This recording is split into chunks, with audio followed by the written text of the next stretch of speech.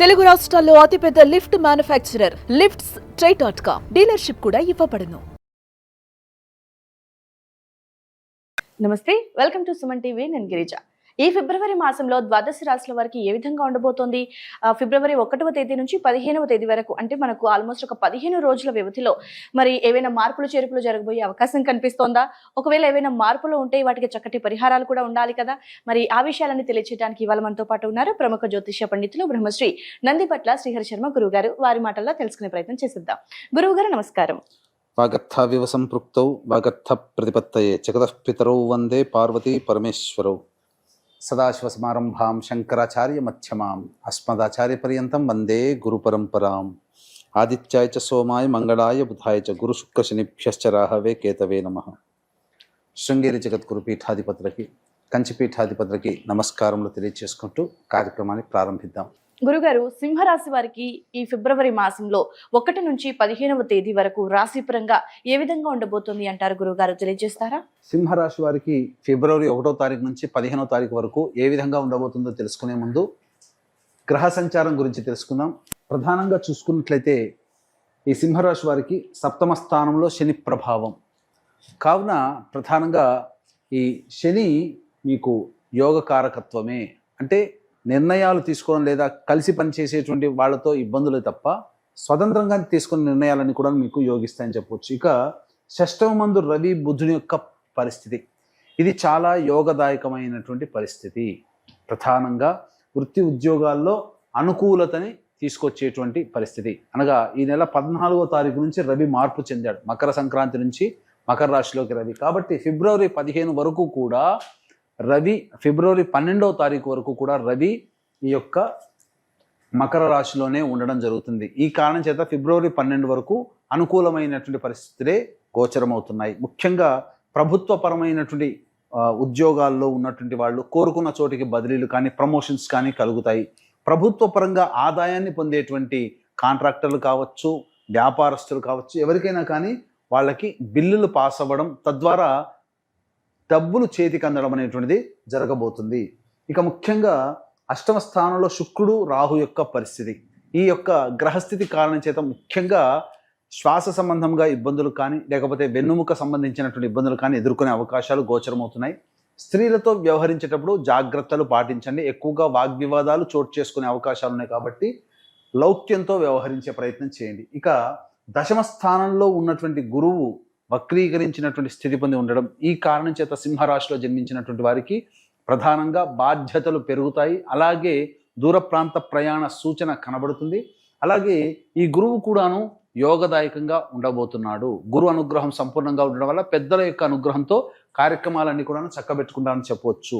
ఇక కుజుడు లాభస్థానంలో యోగిస్తున్నట్టు కనబడుతున్నాడు. కానీ ఈ కుజుని యొక్క ప్రభావం వక్రీకరించినటువంటి కారణం చేత 10వ భావ ఫలితాలను కూడా ఇవ్వబోతున్నాడు. ఎప్పుడైతే 10వ భావానికి టచ్ అవుతున్నాడో అక్కడ చేస్తున్నటువంటి వృత్తి, వ్యాపారము, ఉద్యోగము, వీటికి సంబంధించిన విషయాల్లో మార్పులు తీసుకొని వస్తున్నాడు అని చెప్పవచ్చు. ఇక ప్రధానంగా అంటే ఈ నెల 22వ తారీఖు నుంచి స్తంభించి ఉంటున్నాడు కుజుడు. దాదాపు ఒక 2 నెలల పైచులకు కుజుడు అక్కడే స్థితి పొంది ఉంటాడు. కాబట్టి ఉద్యోగంలో మార్పుల్ని సూచించే అవకాశం ఈ యొక్క సింహరాశి వారికి జనవరి 22వ తారీఖు తర్వాత నుంచి సూచనలు ఏర్పడుతున్నాయి. ఇక ముఖ్యంగా గమనించుకున్నట్లయితే ఈ యొక్క సింహరాశిలో జన్మించినటువంటి వారికి చతుర్థాధిపతి, అనగా ఈ చతుర్థ నవమాధిపతి అయినటువంటి కుజుడు స్తంభించి ఉండడం లాభస్థానంలోనే.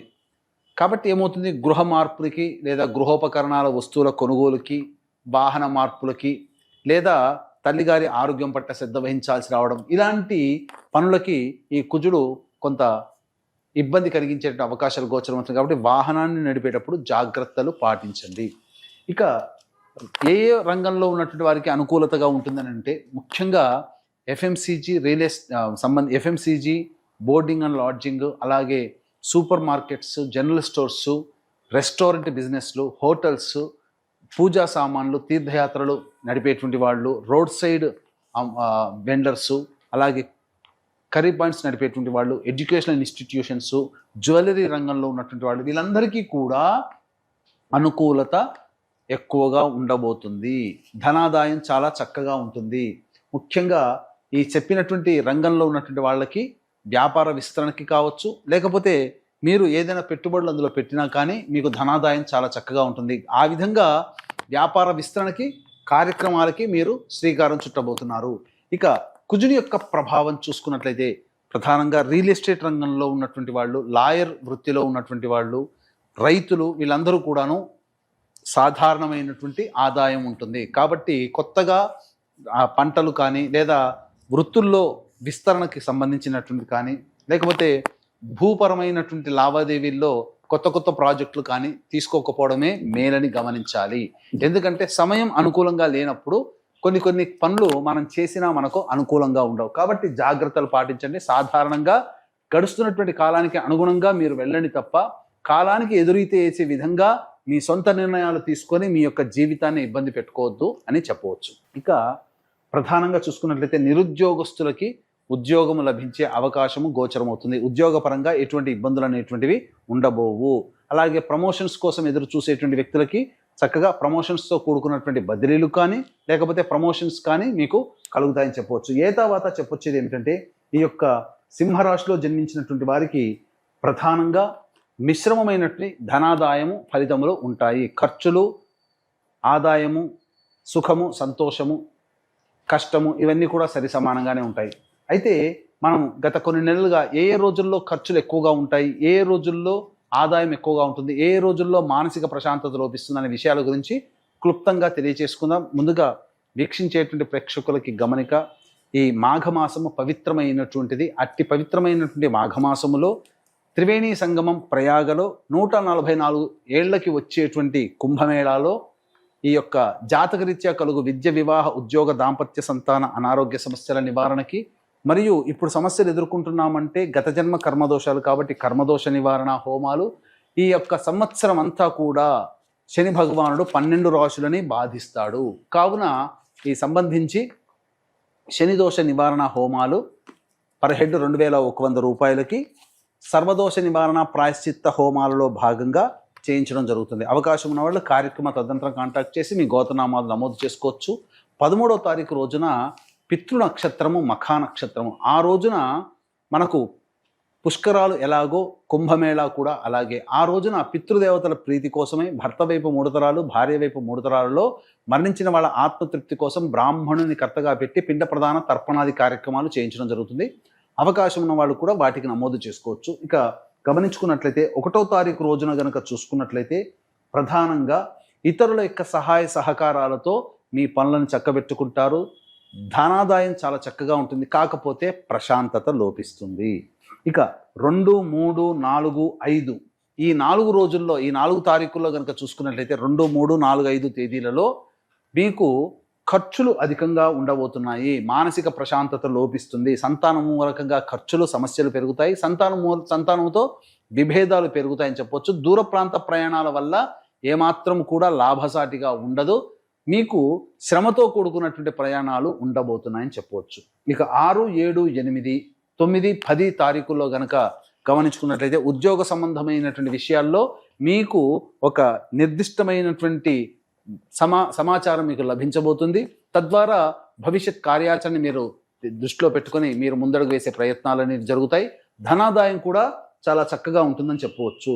ఇక 11, 12 తారీఖులో కనుక చూసుకున్నట్లయితే ప్రశాంతత లేని జీవితాన్ని పొందుతారు. నిద్ర లేని రాత్రులు ఆ 2 రోజులు గడపాల్సినటువంటి పరిస్థితి. ఖర్చులు కూడా అధికంగా ఉంటాయని చెప్పవచ్చు. ఇక 13, 14 తారీఖుల్లో కనుక చూసుకున్నట్లయితే విందులు, వినోదాల్లో పాల్గొంటారు. స్నేహితుల్ని కలుసుకుంటారు. బంధువులతో ఆనందంగా సమయాన్ని కేటాయిస్తారు. రెస్పాన్సిబిలిటీస్ని పూర్తి చేసుకుంటారు. ఒక బాధ్యతని మీరు పూర్తి చేసుకుంటారని చెప్పవచ్చు. ఇక 15వ తారీఖు రోజున మాత్రము కుటుంబ సభ్యులతో వాగ్వివాదాలు చోటు చేసుకోకుండా జాగ్రత్త పడండి. ఖర్చులు కూడా అధికంగా ఉంటాయని చెప్పవచ్చు. అలాగే ఏదో ఒక తెలియని బాధ మిమ్మల్ని ఆ 15వ తారీఖు రోజున మిమ్మల్ని పీడిస్తుందని చెప్పవచ్చు. ఓకే గురుగారు, సింహరాశి వారి రాశి పరంగా 15 రోజులకు సంబంధించి ఏ విధంగా ఉంటుందో తెలియజేశారు కదా. మరి వారి పరిస్థితుల నుండి, సమస్యల నుండి బయటపడాలంటే చక్కటి పరిహారాన్ని తెలియజేస్తారా గురుగారు? తప్పకుండానమ్మా. ఈ సింహరాశిలో జన్మించినటువంటి వారు ఈ 15 రోజుల పాటు సర్వదేవకృత లక్ష్మీ స్తోత్రము లేదా ఇంద్రకృత లక్ష్మీ స్తోత్ర పారాయణము మరియు కాలభైరవాష్టక పారాయణము, సుబ్రహ్మణ్య భుజంగ స్తోత్రము, ఇవి 3 ప్రతిరోజు పారాయణం చేసినట్లయితే సమస్యల నుంచి బయటపడతారని చెప్పవచ్చు. ఇంతకి మించి సమస్యలు అధికంగా ఎదుర్కొంటున్నట్లయితే మీ యొక్క జన్మ జాతకంలో నడుస్తున్నటువంటి గ్రహ దశాంతర దశల యొక్క ప్రభావాలు కావున దగ్గరలోని మంచి ఉపాసనాపరులైనటువంటి జ్యోతిష్యుని సంప్రదించి వారి సలహాలు సూచనలు కనుక పాటించినట్లయితే మరింత మెరుగైన జీవితాన్ని పొందుతారని తెలియజేస్తాను. ఓకే గురుగారు, రాశిపరంగా ఏ విధంగా ఉంది, పాటించాల్సినటువంటి పరిహారాలను కూడా వీక్షకుల కోసం చాలా చక్కగా తెలియజేశారు గురుగారు. ధన్యవాదాలు. సర్వం శ్రీ ఉమామహేశ్వర పరబ్రహ్మార్పణమస్తు.